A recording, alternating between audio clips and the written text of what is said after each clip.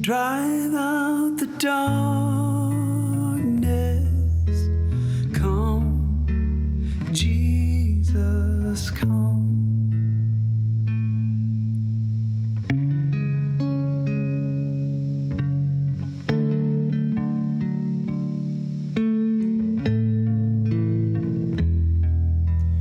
Every year under the phone, every wrong that we have known, every valley will be raised, the ancient ruins will be remade. Come, oh, come, be our light. Drive out the darkness.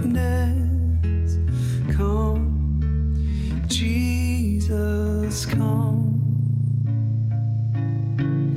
Every weapon made for war, every gun and every sword will be melted in the flame to be used for gardening. Come, oh, come, be our light. Drive out the darkness. Come, Jesus, come.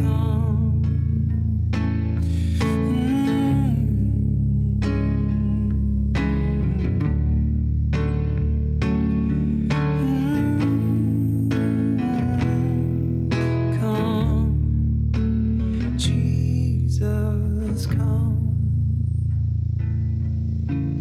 Through the emptiness of grief, through the night of suffering,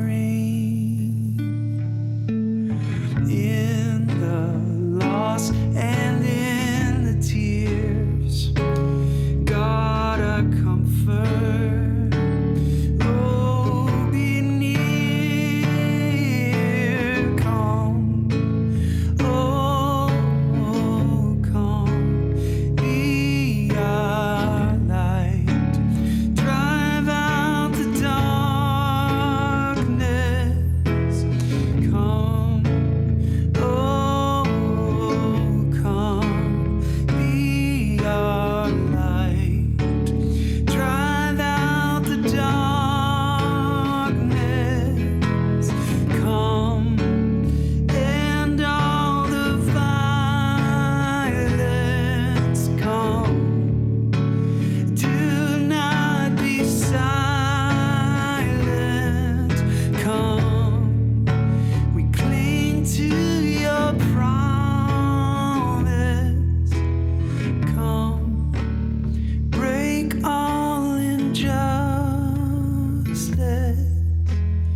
Come, Jesus, come.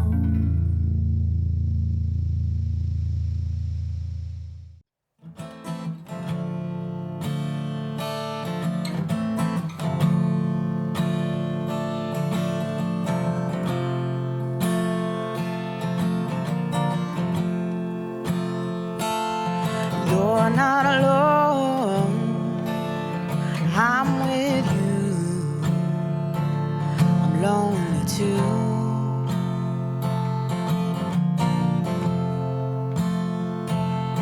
What's that song?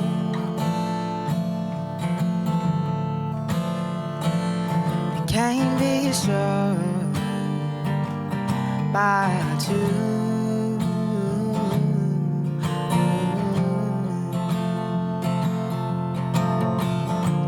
A broken home, a broken heart, isolated and afraid.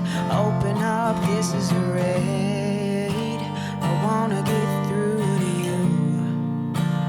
You're not alone.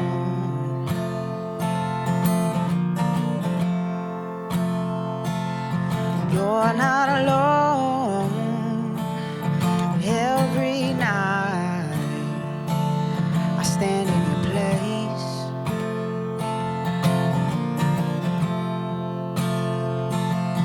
Every tear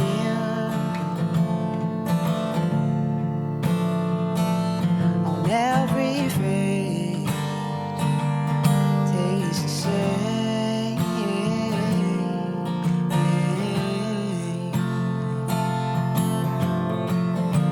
A broken dream, a broken heart, isolated and afraid. Open up, this is a raid. I'm gonna get through to you. You're not alone.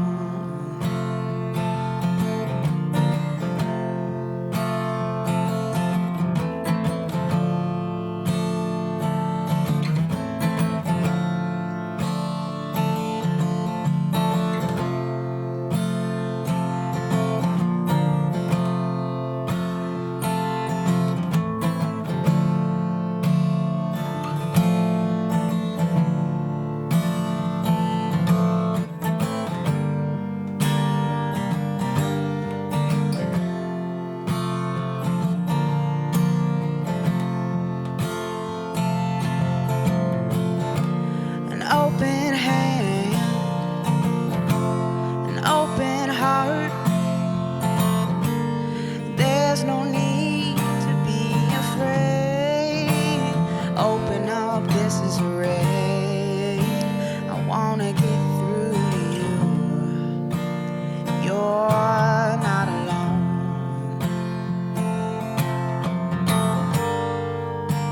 I wanna get through to you. You're not alone.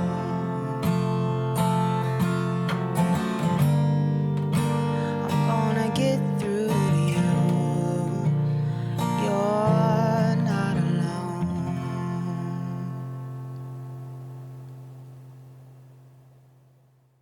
Hey, good evening, friends. I'm so very honored to share this space with you tonight.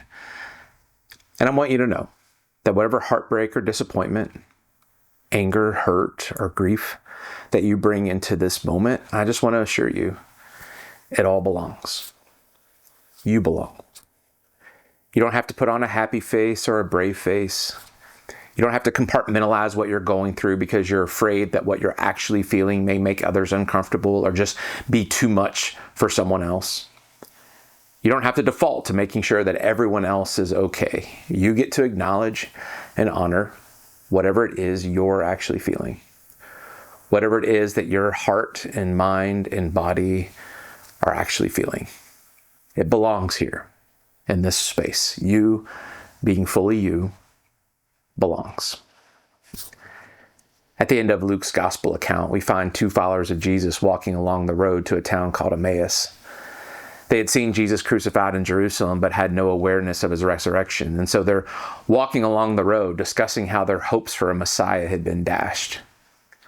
How they believed and imagined that this Jesus would help end their oppression, that they were suffering under the Roman Empire. But now, as far as they knew, he was dead. And eventually, in their despair, one of the men walking along named Cleopas laments, "We had hoped that Jesus was the one who was going to redeem Israel." And I think many of us can resonate with those first three words that Cleopas shared. We had hoped. Because for many of us, that's our reality. We had hoped that things would have turned out differently, that the relationship would have turned out differently, that The medical report, the job, the bank account balance, the circumstances, the timing, all would have turned out differently. We had hoped we'd have much more time. We had hoped our loved ones, our kids, could have been spared that kind of pain. And we had hoped we would as well. We had hoped that we never had to experience the sting of that kind of betrayal. That the unrelenting nagging sense in our gut that something was off would actually end up being wrong. We had hoped that the change, the recovery would stick. We had hoped our newsfeed wouldn't be filled with so much cruelty and that we wouldn't wake up feeling the way we do yet again for another day. That simple kindness and the respect for the dignity and worth of all human beings hadn't suddenly become seen as a weakness for some of those claiming to follow Jesus. And yet, here we are. And while I don't have any magic solutions for you, I do want to share just a few things that have resonated with me, being around a lot of heartache the past 30 years, in the hope that it may offer you something in the midst of whatever grief you're trying to navigate. One thing is simply this, a gentle reminder that as painful as it is, grief is a language of love. Grief only comes out of love. You don't find grief where there is no love. Sometimes you'll hear very well-intentioned people say things like, well, it gets better with time. But that hasn't been my experience, or the experience of many people I know that have walked through grief. Rather, I think it's more appropriate to say that it gets different with time. There's that old adage that says time heals all wounds. I don't think that's true. Time does heal some wounds, yes. But when it comes to deep grief, the grief doesn't necessarily shrink or go away. Dr. Louis Tonkin presented a theory decades ago that our grief doesn't get smaller over time, but rather our lives grow bigger around the grief, where it's all consuming as it once was, but it doesn't go away. This picture sums up the model well, that the size of our grief remains the same, but our life and new experiences grow around it over time so that it doesn't dominate so much of our current reality the way that it once did. Because again, if grief is a language of love, then that love isn't going away. And I think it's good to remember that if our grief is over the loss of a loved one, that loved one would want us to continue to live, to experience joy. They wouldn't want to be forgotten, but they would want our lives to continue to grow and expand to their fullest. And the reason we know this is because that's what we'd want for our loved ones when we're not here, right? We'd want the same thing for them. Because that's what love does. Second thing I want to offer is that when it comes to deep pain, there's often a hardwired desperation in us to figure out the why we are going through this. And sometimes in religious traditions, the default becomes, well, God is just trying to teach us something. Please hear me on this. Can we learn important things as a result of going through pain? Absolutely. Pain and suffering are a part of life, and often we can learn a lot about ourselves and grow and mature in ways that otherwise we wouldn't without going through it. But that is drastically different than carrying this idea in our head and in our hearts that God is intentionally causing us tremendous pain to teach us some cosmic life lesson where God never tells us the why and only leaves you and I trying to guess what the lesson is. Understand, that's not a loving parent. That would be a cruel monster. But still, for some of us, when intense grief comes, and because we desperately need to come up with an answer to why, some of us don't struggle as much with blaming God as we just end up blaming ourselves. One author, Elaine Pagels, when she talks about losing her child at 6 years old to a rare disease, said, "After he died, I chose to feel guilty rather than feel helpless." And I find that's true for a lot of us. We don't want to feel helpless because that seems weak, so we choose guilt. We beat ourselves up. We create irrational narratives in our head where it becomes, I must be getting punished by God for this thing that I did 5 years ago or 10 years ago or 20 years ago. Or if only I had done or said this one little thing, all of this could have been prevented. And we hold ourselves completely responsible for a tragedy we have no business holding ourselves accountable for. Because again, in our mind, it's easier to choose guilt than feel helpless, no matter how irrational it is, because we just want some kind of traction. We want to make some kind of sense out of it. But the reality is, we'll very likely never understand why. We just won't. And that's something we have to try and let go of, and instead try to focus on what. What do I do from here? And when I think about that, I'm often brought back to that very same story at the end of Luke's gospel. 2 men walking down the road to Emmaus in deep despair, wondering how in the world things ended up this way. And right before they say, "We had hoped," we read this. It says, "They stood still, their faces downcast." And if there's any encouragement I have to offer this evening, it's the simple reality that I found true in my own life. Something happens when we choose to stop walking. When we choose to stand still, when we choose to stop putting one foot in front of the other along the road. We lose our imagination, any sense of creativity in terms of how things could ever be different. We become paralyzed in the moment and can't see anything except the pain that is right in front of us. And in moments of great disappointment and heartache, that's easy to do, even natural to do. But here's the thing about hope. Hope walks. Hope is earned. And again, to be very clear, a hope that walks is not a weak, naive, rose-colored glasses kind of hope. It's a hope that can acknowledge that a situation is broken and messed up. It's a hope that can grieve and mourn the way things are. Yet it's also a hope that can also fight to see new possibilities, that acknowledges the darkness but refuses to give in to the cynicism that the darkness is all that there is. It's a hope that recognizes that even if current circumstances don't change, God can change me. God can change us. And that's possible when our hope walks. And understand, more often than not, that walk won't feel like a frolicking through the daisies kind of hope, but rather much more like a tired, questioning, one foot barely in front of the other kind of hope, a determined trudge, crawling on our knees through the desert kind of hope, but one that keeps walking. And then one last thing.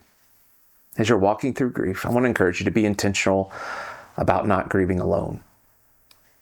Whatever grief you're walking through, whether it's the passing of a loved one, the loss of a job, the loss of a dream, a marriage, a trusted friendship, any of those can carry tremendous grief. Let yourself be vulnerable and courageous enough to allow others to walk with you.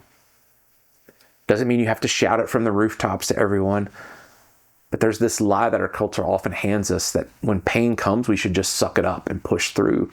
And so to even acknowledge that we're really struggling feels like that we're coming off as weak or helpless. And so rather than admit that, we try to deal with it solely on our own, and in the process, isolate ourselves from one of the greatest gifts we can experience when walking through grief, and that's the love of other people. Which is why we keep showing up together, even in moments like this, to remind one another that we're not alone. That we can be honest and vulnerable with trusted people. That we can receive love and comfort from one another, and that we can offer it in return. Because that's how community works, as we keep walking together. I'll close with our time with this reading from Jan Richardson, titled "A Blessing for the Brokenhearted." She writes, "Let us agree for now that we will not say the breaking makes us stronger, or that it is better to have this pain than to have done without this love. Let us promise we will not tell ourselves time will heal the wound when every day our waking opens it anew. Perhaps for now, it can be enough to simply marvel at the mystery of how a heart so broken can go on beating, as if it were made for precisely this. As if it knows the only cure for love is more of it. As if it sees the heart's sole remedy for breaking is to love still. As if the trust that its own persistent pulse is the rhythm of a blessing we cannot begin to fathom, but will save us nonetheless. Amen.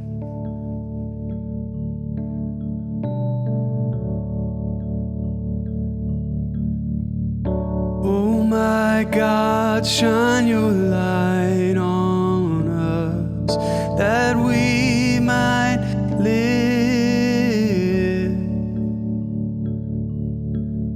Oh my God, shine your light on us that we might live. I've been holding on. I've been holding on. But all that is inside me screams to come back home.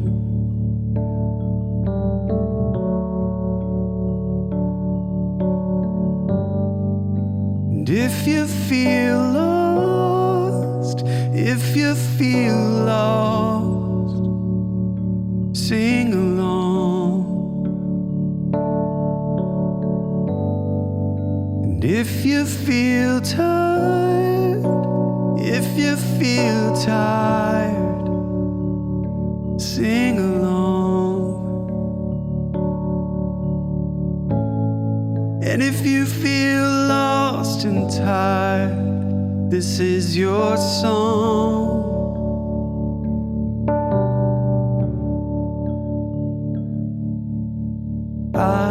I've been broken down. I've been broken down. I ain't giving up. Love will come back around.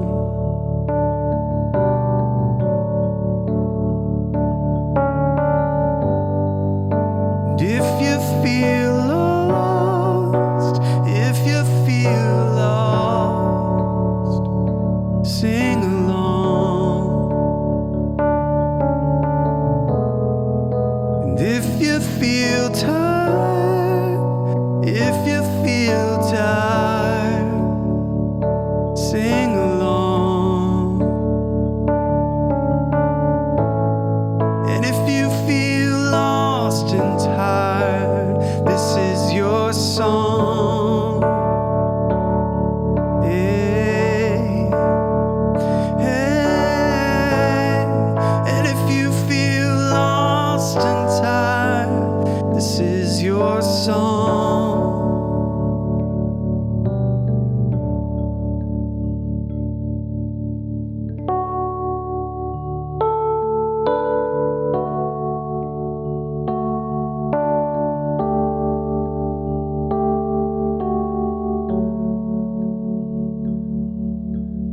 Oh my God, shine your light on us that we might live. Oh my God, shine your light on us that we might live.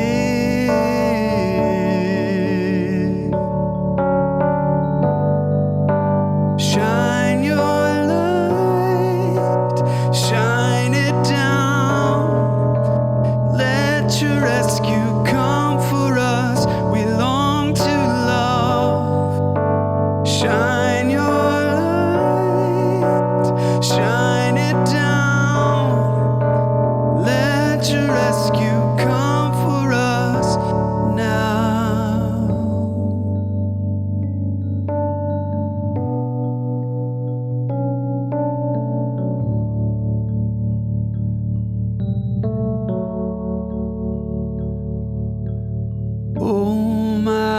God, shine your light on us, that we might live.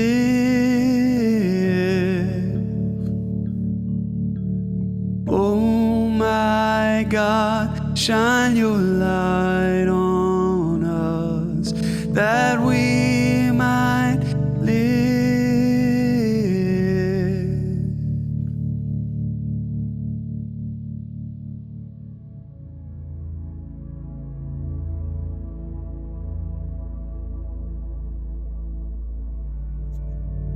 A blessing for life after loss.